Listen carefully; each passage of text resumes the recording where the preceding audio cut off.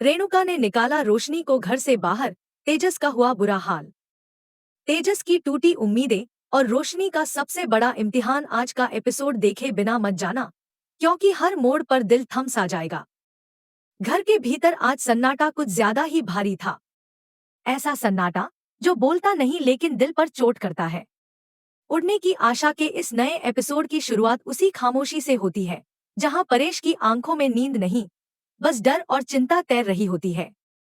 घर में हुए हादसे ने जैसे उनकी सारी ताकत निचोड़ ली हो। चेहरा बुझा हुआ, सांसें भारी और मन पूरी तरह अशांत। वो एक ही जगह बैठे बैठे बार बार भगवान को याद कर रहे होते हैं, मानो किसी चमत्कार की आस लगाए हों। सचिन और साइली दोनों परेश की हालत देखकर अंदर ही अंदर टूट रहे होते हैं।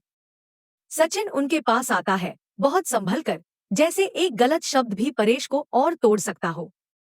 वो प्यार से अपने बाबा को समझाता है, बाबा, खुद को संभालिए। आपकी सेहत बिगड़ी तो सब और बिगड़ जाएगा। उसकी आवाज में चिंता भी है और एक बेटे का डर भी। लेकिन परेश की नजरें दरवाजे पर टिकी रहती हैं। उन्हें बस एक ही नाम याद आ रहा होता है, तेजस। और एक ही दुआ कि तेजस रोशनी को वापस ले आए। इधर वक्त जैसे जानबूझकर धीमा चल रहा होता है। हर सेकंड भारी पड़ता है। तभी दरवाजे पर हलचल होती है। सबकी नजरें एक साथ उठती हैं। दरवाजा खुलता है और तेजस अंदर आता है, लेकिन अकेला। उसके साथ रोशनी नहीं होती। एक पल के लिए पूरे घर की सांसें थम जाती हैं। किसी को यकीन नहीं होता कि तेजस यूं खाली हाथ लौट सकता है। परेश धीरे से उठते हैं। उनकी आंखों में उम्मीद की आखिरी किरण कांप रही होती है। वो बिना भूमिका के पूछ बैठते हैं, रोशनी कहाँ है? आवाज में सवाल भी है और डर भी। सचिन भी खुद को रोक नहीं पाता। वो भी तेजस की तरफ देखता है। तेजस, तुम तो उसे लेने गए थे ना? बस यहीं से तेजस के अंदर जमा हुआ तूफान बाहर आ जाता है। उसकी आंखों में गुस्सा, बेपसी और टूटन एक साथ नजर आती है। वो सचिन और साइली पर बरस पड़ता है। कहता है कि उसकी जिंदगी बर्बाद होने की वजह वही दोनों है। उसका मानना होता है कि सचिन और साइली उसकी हालत देखकर खुश होंगे, कि उनका मकसद ही यही था। साइली की आंखें भर आती हैं। सचिन गहरी सांस लेकर खुद को संभालता है और साफ साफ कहता है, तेजस, हमारा इरादा कभी किसी का रिश्ता तोड़ना नहीं था।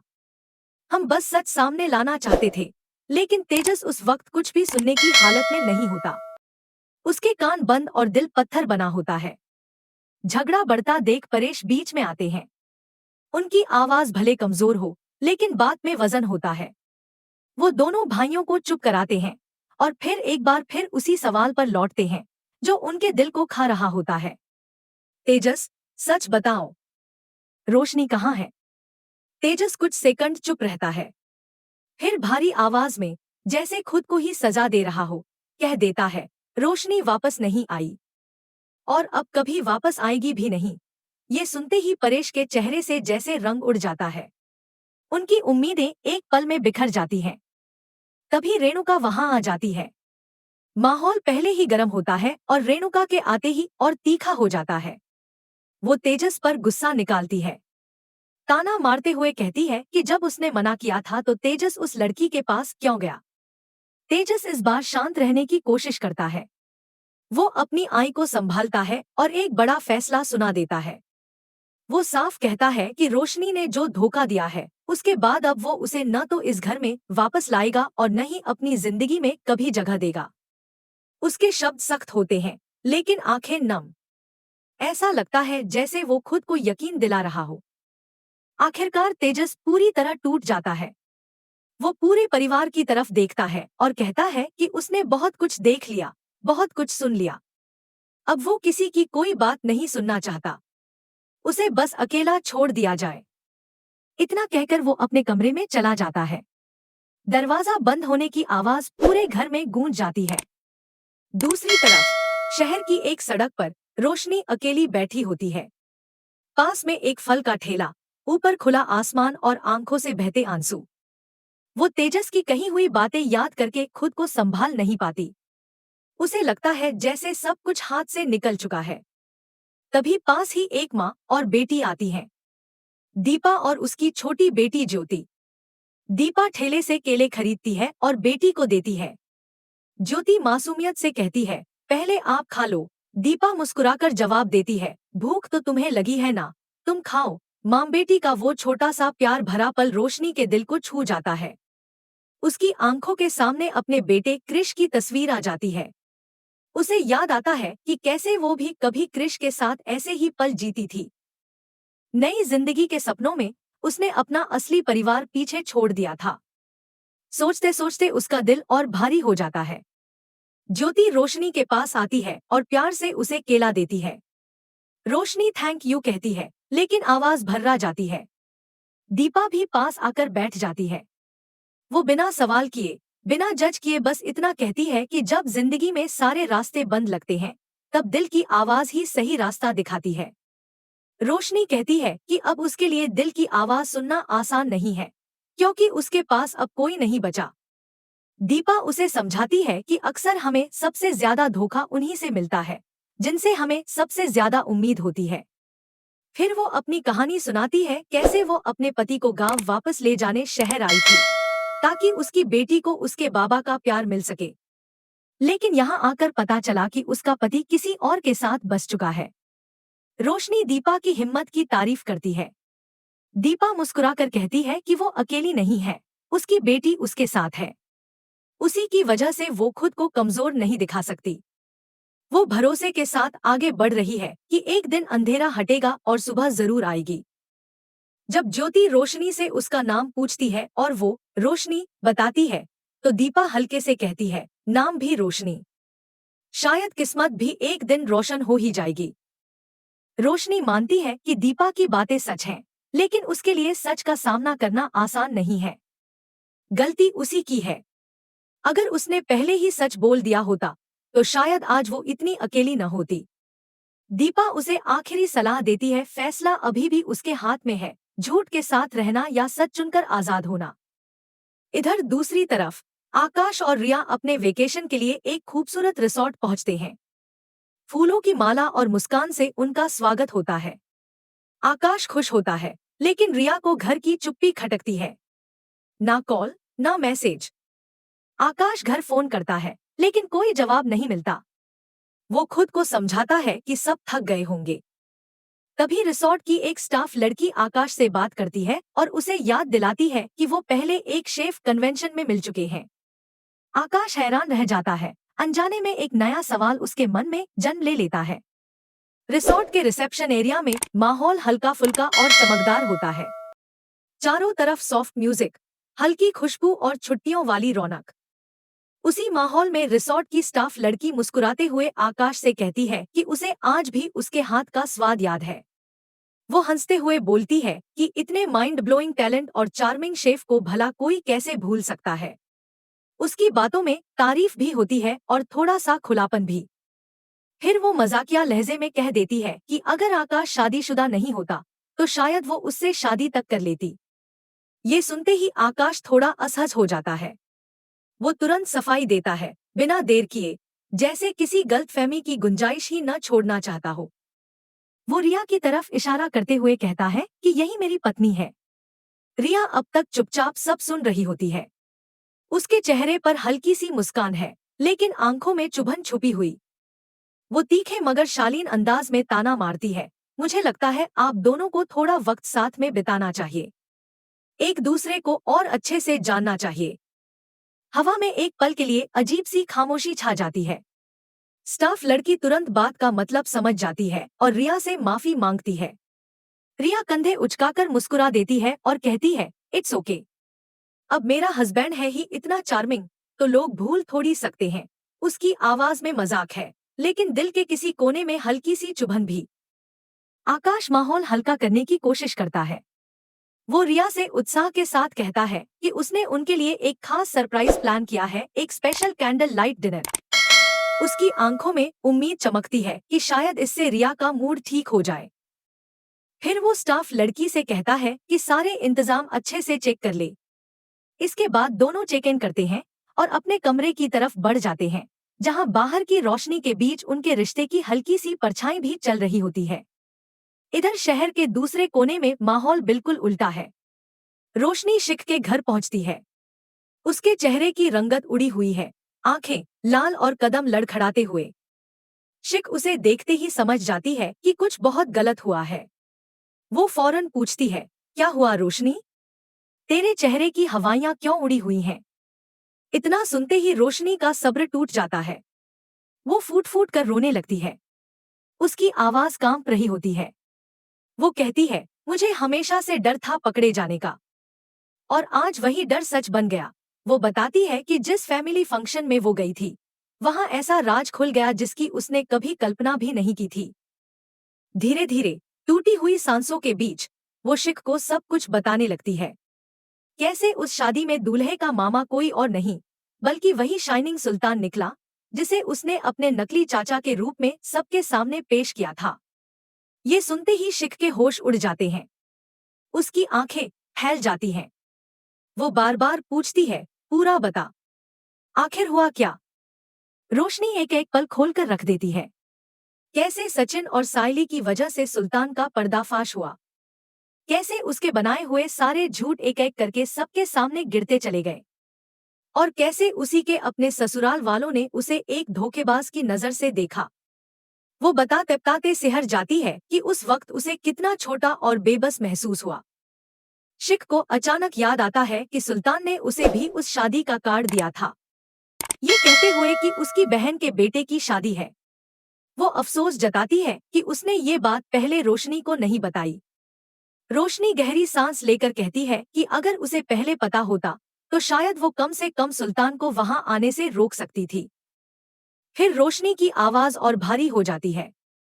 वो बताती है कि कैसे तेजस की माँ रेणुका ने गुस्से में उस पर हाथ उठाया और धक्के देकर घर से बाहर निकाल दिया।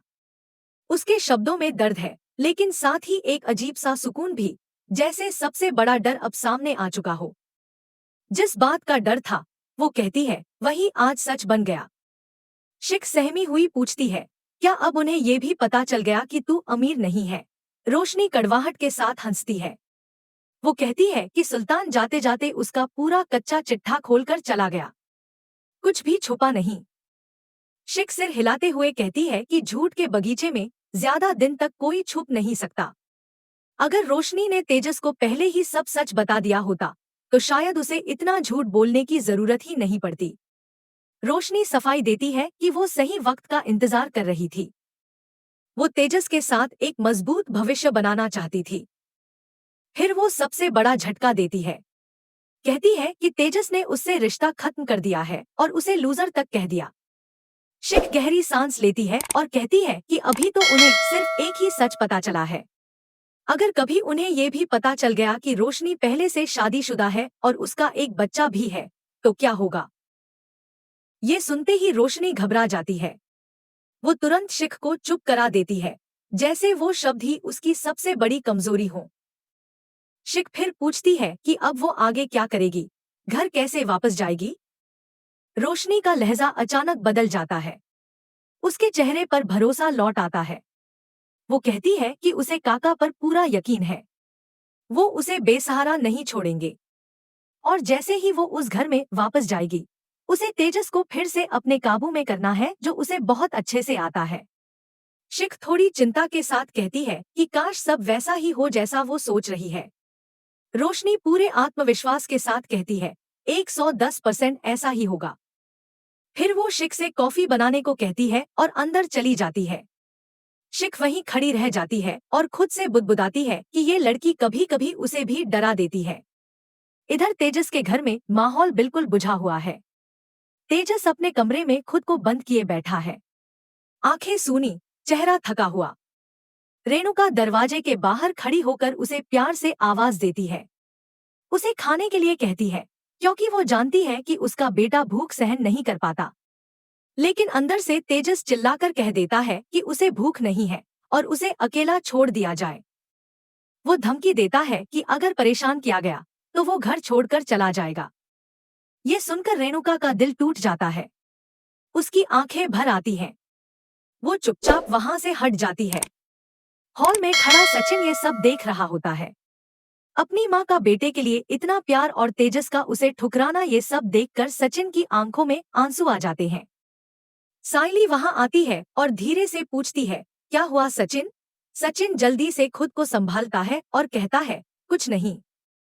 अगला दृश्य रेणुका का होता है, जो कमरे में फूट फूट कर रो रही होती है। वो परेश के सामने अपनी पीड़ा रखती है। कहती है कि कैसे रोशनी के धोखे ने उसके बेटे की सारी खुशियां छीन ली। परेश ध्यान से उसकी बात सुनता है, लेकिन उसे आईना भी दिखाता है। वो मानता है कि जो हुआ वो गलत था, लेकिन जिस तरह रेणुका ने रोशनी को अपमानित करके घर से निकाला, वो तरीका भी गलत था। सचिन और साइली बाहर खड़े होकर घर के हालात देख रहे होते हैं। सचिन हैरान होता है कि रेणुका तेजस से कितनी शिद्दत से प्यार करती है। वो देखता है कि वो बार बार खाने की थाली लेकर तेजस के दरवाजे तक जाती है, खुद का दर्द भूलकर। लेकिन सचिन को इस बात का अफसोस होता है कि तेजस को अपनी माँ की इस ममता की जरा भी कदर नहीं। इधर अंदर परेश और रेणुका के बीच अधिकारों की बहस छिड़ जाती है। रेणुका कहती है कि रोशनी को वो इस घर में लाई थी, इसलिए उसे बाहर निकालने का हक भी उसी का है। परेश शांत लेकिन सख्त आवाज में समझाता है कि किसी से जरूरत से ज्यादा मोह इंसान को कमजोर बना देता है। वो याद दिलाता है कि जिस तरह रेणुका ने रोशनी को पलकों पर बिठाया, वहीं आज उसकी सबसे बड़ी पीड़ा बन गया है। कमरे में खामोशी छा जाती है। हर किरदार अपने अपने दर्द के साथ खड़ा है। किसी को सही रास्ता दिख नहीं रहा और किसी के पास अपने फैसलों को बदलने का वक्त नहीं बचा। घर के अंदर माहौल अब भी भारी था। दीवारों में जैसे बीती रात की आवाजें अटकी हुई थी। परेश और रेणुका के बीच बातचीत थमी नहीं थी, बल्कि और गहरी होती जा रही थी। बातों ही बातों में परेश एक और सच सामने रख देता है। वह धीरे लेकिन साफ शब्दों में कहता है कि 30 लाख वाले सच के बाद उसके मन में भी कहीं न कहीं रोशनी को लेकर शक पैदा हुआ था। उसे लगा था कि कुछ तो है जो सही नहीं बैठ रहा, लेकिन वह कभी सोच भी नहीं पाया था कि रोशनी इतनी बड़ी जालसाज निकलेगी, जिसने इतनी दूर तक सोचकर झूठ की बुनियाद रखी होगी। यह सुनते ही रेणुका और भड़क जाती है। उसके चेहरे की नसें तन जाती हैं, आवाज और सख्त हो जाती है। वह कहती है कि यह कोई छोटी मोटी गलती नहीं थी जिसे माफ किया जा सके। यह एक सोची समझी साजिश थी, जो शादी से बहुत पहले शुरू हो चुकी थी। हर कदम पर झूठ, हर रिश्ते में धोखा। रेणुका साफ कह देती है कि वह किसी भी कीमत पर रोशनी को माफ नहीं कर सकती। उसके लिए यह मामला यहीं खत्म है। लेकिन परेश आज चुप रहने के मूड में नहीं होता। वह रेणुका को रोकते हुए एक कड़वा सच सामने रखता है। वह कहता है कि चाहे रोशनी ने कितना भी गलत किया हो, लेकिन उसे अपनी बात रखने का, अपनी सफाई देने का मौका तो मिलना ही चाहिए था। परेश की आवाज में अब गुस्सा नहीं, बल्कि गहरी निराशा होती है। वह रेणुका को टोकते हुए कहता है कि कहीं न कहीं रेणुका के अमीरी के प्रति लगाव और उसके कड़क स्वभाव का डर ही रहा होगा, जिसकी वजह से रोशनी ने अपनी गरीबी और अपने सच को छुपाया। परेश का मानना होता है कि इस रिश्ते का फैसला तेजस को करना चाहिए, क्योंकि वही इस रिश्ते में बंधा था। माँ होने के नाते रेणुका का दर्द समझ आता है, लेकिन फैसला थोपना सही नहीं। मगर रेणुका पर इन बातों का कोई असर नहीं होता। उसके लिए रोशनी अब सिर्फ और सिर्फ एक धोखेबाज लड़की है, जिसका इस घर में कोई हक नहीं। वह साफ शब्दों में कह देती है कि तेजस आज दुखी है, कल संभल जाएगा। लेकिन वह उस लड़की को दोबारा इस घर की चौखट भी लांघने नहीं देगी। यही उसका आखिरी फैसला है। इधर दूसरे कोने में सचिन और साइली आपस में बात कर रहे होते हैं। सचिन के मन में बीते दिनों की यादें उमड़ रही होती हैं। वह साइली से कहता है कि उसके बाबा ने उसके लिए क्या क्या नहीं किया। 36 घंटे ट्रेन चलाने के बाद भी घर आकर उसे माँ और बाप दोनों का प्यार दिया। थके होने के बावजूद कभी शिकायत नहीं की। सचिन की आंखों में आदर और दर्द दोनों झलकते हैं। साइली उसे दिलासा देती है। वह मुस्कुराकर कहती है कि तुम देखना, एक दिन काकू भी तुम्हें अपना बेटा मानेंगी। लेकिन सचिन हल्की सी कड़वी हंसी के साथ कहता है कि वह दिन कभी नहीं आने वाला।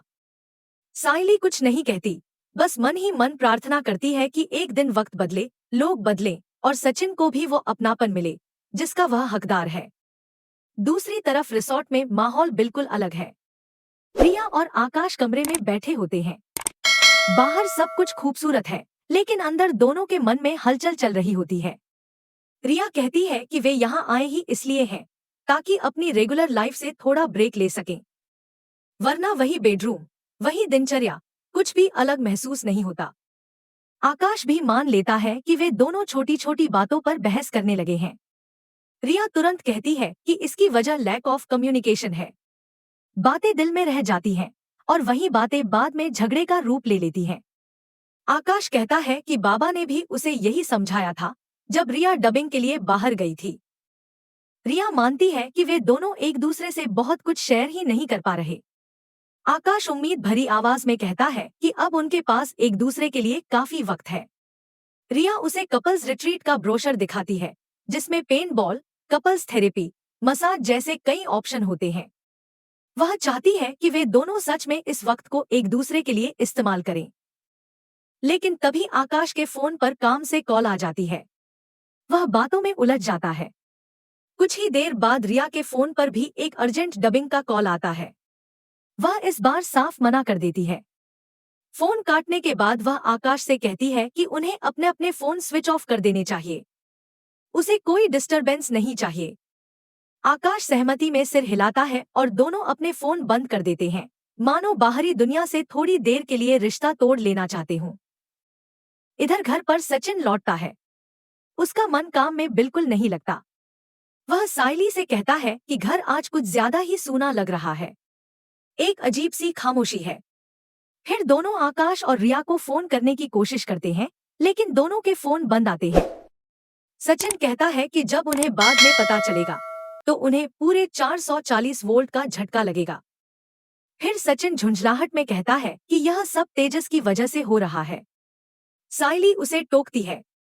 वह कहती है कि झूठ तो रोशनी ने बोला, गुस्सा काकू हुई, तो इसमें तेजस की क्या गलती। सचिन गुस्से में बोल पड़ता है कि तेजस पैसे के पीछे अंधा हो गया था। उसे लगा रोशनी बहुत अमीर है, इसलिए वह उसके पीछे पीछे चलता गया, शादी भी कर ली और अब पछता रहा है। सायली उसे रोकती है। वह कहती है कि प्लीज ऐसा मत बोलो। तेजस को इस सब से बहुत बड़ा धक्का लगा है। अगर उन्हें इतना फर्क पड़ रहा है तो तेजस पर क्या बीत रही होगी, यह सोच पाना भी मुश्किल है। यह सुनकर सचिन का गुस्सा धीरे धीरे पिघल जाता है। वह मान लेता है कि वह सपने में भी नहीं सोच सकता कि उसके साथ ऐसा कुछ हो, लेकिन तेजस के साथ तो यह सब हकीकत में हो रहा है। सायली फिर कहती है कि रोशनी ने अपने बारे में हर चीज झूठ बोली। सचिन तुरंत बोलता है कि वह पहले से कहता आ रहा था कि यह दुबई वाली कहानी कोची है, और अब तो यह दुबई की कहानी डोंगरी तक भी नहीं निकली। लेकिन अगर लाली पाउडर डोंगरी की भी नहीं है तो आखिर है कहाँ की? यह बात उसे समझ में नहीं आ रही। सायली कहती है कि सच तो तब पता चलता जब काकू रोशनी को बोलने का मौका देती, लेकिन काकू ने तो उसे एक शब्द भी कहने का मौका नहीं दिया, वरना कुछ तो सामने आता। तभी अचानक तेजस अपने कमरे से बाहर निकलता है। उसकी हालत देखकर दोनों चौंक जाते हैं। वह बिना कुछ बोले एक के बाद एक कई गिलास पानी पी जाता है। सचिन सायली से फुसफुसाकर पूछता है कि यह इतना पानी क्यों पी रहा है। सायली हल्की उदासी के साथ कहती है कि उसे तुम्हारी तरह शराब पीने की आदत नहीं है, इसलिए शायद पानी पीकर अपना गम भुलाने की कोशिश कर रहा है। सचिन भी मान लेता है कि बेचारे को बहुत जोर का झटका लगा है। इतने में परेश भी अपने कमरे से बाहर आता है। वह तेजस को रोकता है और सीधा कह देता है कि जाकर रोशनी को ढूंढ और उससे बात कर। घर में बैठे रहने से कुछ नहीं होगा। परेश की आवाज में आज आदेश नहीं, बल्कि एक पिता की चिंता होती है। लेकिन तेजस तुरंत पलटकर कहता है, मैं उससे क्यों बात करूं? बाबा। उसकी आवाज में अकड़ और चोट दोनों होती हैं। तभी वहां सचिन और सायली भी आ जाते हैं। सचिन तेजस से कहता है कि क्यों नहीं करेगा बात? वही तो उसे शादी करके इस घर में लाया था, तो बात भी वही करेगा। यह सुनते ही तेजस का गुस्सा भड़क उठता है। वह सख्ती से कहता है कि यह उसका और उसकी बीवी का मामला है। सचिन बीच में न पड़े, वह खुद इस चीज को सॉल्व कर लेगा। तेजस का यह बदला हुआ अंदाज, उसकी आवाज की सख्ती और आंखों की अकड़ देखकर सचिन और सायली दोनों हैरान रह जाते हैं। घर में फिर से सन्नाटा छा जाता है। हर कोई अपनी जगह खड़ा है, लेकिन किसी को नहीं पता कि अगला कदम क्या होगा। तेजस का गुस्सा, रोशनी का सच, रेणुका की जिद और परेश की चिंता सब एक दूसरे से टकरा रहे हैं। और इसी भारी सवालों से भरे माहौल के साथ आज का एपिसोड यहीं खत्म हो जाता है, जहां हर रिश्ता एक नए मोड़ पर खड़ा है और आने वाला वक्त और भी बड़ी परीक्षा लेने वाला है। तो दोस्तों, आज के इस एपिसोड में भावनाओं का तूफान साफ दिखाई दिया, कहीं टूटते रिश्ते, कहीं सवालों से भरे फैसले और कहीं आने वाले तूफान की आहट। अब आगे क्या होगा? क्या तेजस सच का सामना कर पाएगा? क्या रोशनी को अपनी गलती सुधारने का एक और मौका मिलेगा? और क्या इस घर की खामोशी कभी फिर से मुस्कान में बदलेगी? इन सभी सवालों के जवाब जानने के लिए जुड़े रहिए हमारे साथ। अगर आपको आज का यह वीडियो पसंद आया हो, तो लाइक जरूर करें। अपनी राय और फीलिंग्स कमेंट में जरूर बताइए। और ऐसे ही रोज नए, लेटेस्ट और डिटेल्ड एपिसोड अपडेट्स पाने के लिए हमारे चैनल को सब्सक्राइब करना बिल्कुल न भूलें।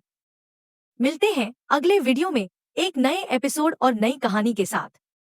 तब तक के लिए अपना ख्याल रखें। नमस्कार।